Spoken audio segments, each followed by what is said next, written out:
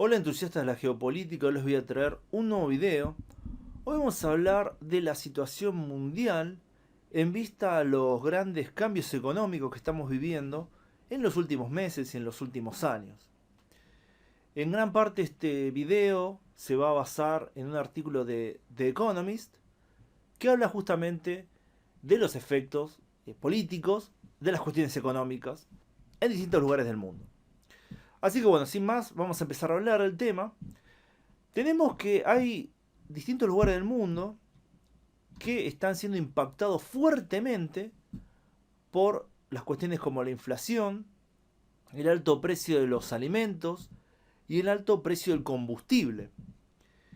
Uno de estos lugares es Turquía, un país que ya venía con problemas económicos, ya venía con distintas cuestiones, también hay que decirlo que venía con otros temas, como por ejemplo bueno, su intervención en el norte de Siria, en el norte de Irak. Eso también impactó fuertemente la situación interna de Turquía, que ya tiene un conflicto político-militar con separatistas kurdos dentro de su propio país. Bueno, a lo que hay que sumarle grandes cambios sociales y la figura de Erdogan, que se convirtió en el hombre fuerte de Turquía, socavando la democracia en ese país. Tenemos que en ese país existe una inflación muy grande, que es oficialmente del 73%, lo que es altísima. Aunque se sospecha que puede ser inclusive mayor. Esto tiene como consecuencia que está bajando el nivel de vida en Turquía y está aumentando el descontento.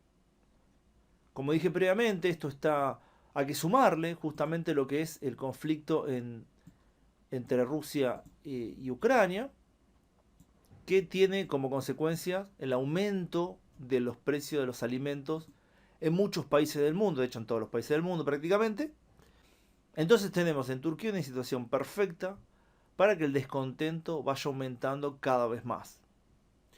Otro factor que hay que sumarle a todas estas dificultades que están afrontando distintos países del mundo es justamente las consecuencias de la pandemia en años anteriores, que provocó que muchos gobiernos del mundo pidieran grandes préstamos y también se aumentaron las tasas de interés. Por lo que hoy en día muchos países tienen que afrontar estos préstamos, empezar a devolverlos justamente y les cuesta acceder al crédito justamente porque aumentaron estas tasas. Tenemos que el Instituto para la Economía y la Paz, un grupo de expertos australiano, está prediciendo que esta situación preexistente en muchos países, sumado a las dificultades de este año, están haciendo que los disturbios sean cada vez más probables. Según un artículo del FMI, tenemos que la probabilidad de que un país experimente un malestar social severo en un mes determinado es solo de un 1%, es decir, bastante bajo, pero se cuadruplica si lo ha sufrido en los meses anteriores y se duplica si lo ha experimentado un país vecino. Y estas son malas noticias para la situación mundial, ya que tenemos que los disturbios vienen aumentando durante los años. El Instituto para la Economía y la Paz calcula que 84 países se han vuelto menos pacíficos desde el año 2008, también fue el año de la crisis financiera, y solo 77 han mejorado. Las protestas en este periodo aumentaron un 50%, las protestas violentas. Se puede usar un método diferente para intentar predecir estos conflictos, contando las menciones en los medios de comunicación de palabras asociadas con disturbios. En 130 países, el FMI estimó en mayo que la agitación social estaba cerca de su nivel más alto desde que comenzó la pandemia. En base a esto, el diario The Economist construyó un modelo estadístico para evaluar la relación entre la inflación y los precios de los alimentos y los combustibles con el malestar.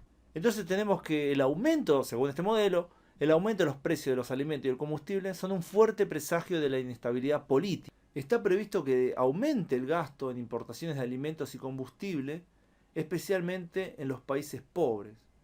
Las deudas de los países pobres también aumentaron y un país promedio de bajos ingresos tiene una relación de deuda pública PBI de 69,6%. A esto hay que sumarlo que muchos de estos países pobres normalmente tienen que pagar tasas más altas de interés. Y entonces estas deudas están pareciendo bastante insostenibles.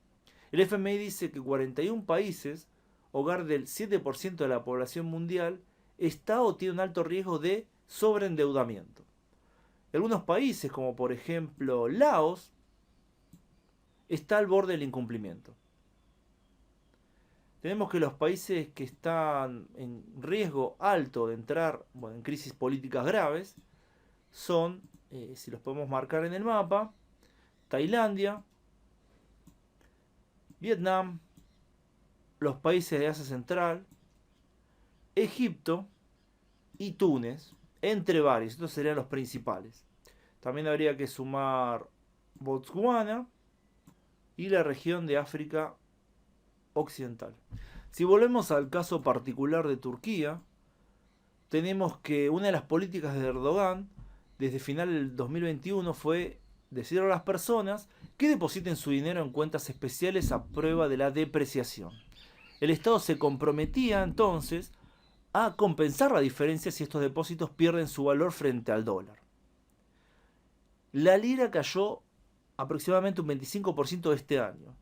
Así que tenemos que 55 mil millones de dólares en liras, ¿no?, permanecieron en las cuentas por 6 meses.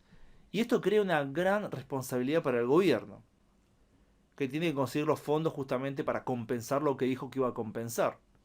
Entonces, políticamente, tenemos que la situación de Erdogan es muy difícil. Es muy difícil porque el nivel de vida viene cayendo muchísimo en Turquía. Entonces, algunos están especulando que una de las posibles salidas de esta crisis de su poder particular de Erdogan podría ser empezar una nueva guerra en Siria o empezar una nueva ofensiva en el occidente de Turquía, o inclusive se está especulando que podría empezar represión masivas en Turquía hacia sus oponentes políticos. Entonces, la bifurcación que podemos ver de Turquía puede ser o que caiga Erdogan, que es una posibilidad muy grande, o que lo que queda de democracia de Turquía sea totalmente destruido para garantizar justamente la continuidad del poder de su presidente. Entonces, otro caso particular que podemos ver es el de Pakistán. En Pakistán también tenemos problemas muy graves económicos, lo que llevó a que el primer ministro Imran Khan fuera destituido por el parlamento. Desde que fue destituido, él está liderando protestas para volver al poder. También hay problemas en gran parte de la India, relacionado también a las dificultades económicas, y el lugar donde más pegó toda esta cuestión de las dificultades económicas es Sri Lanka. En Sri Lanka tenemos que las malas decisiones de su presidente, como por ejemplo prohibió los agroquímicos, lo que hizo que las cosechas se hundieran. Y se levantó esta prohibición, pero ya era demasiado tarde. A lo que hay que sumarle una falta muy fuerte de alimentos y combustibles que Sri Lanka simplemente no puede importar. Esto llevó a grandes protestas, como por ejemplo el enfrentamiento entre una protesta pro-gubernamental y una protesta en contra del gobierno el 9 de mayo. El desabastecimiento en ese país es grave, incluso de cuestiones básicas, y la gente hace cola durante horas para comprar algo de gasolina.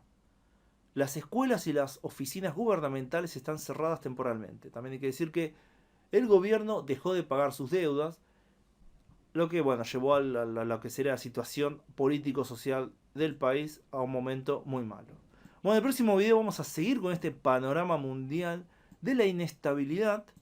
Y espero que les haya gustado este video en particular.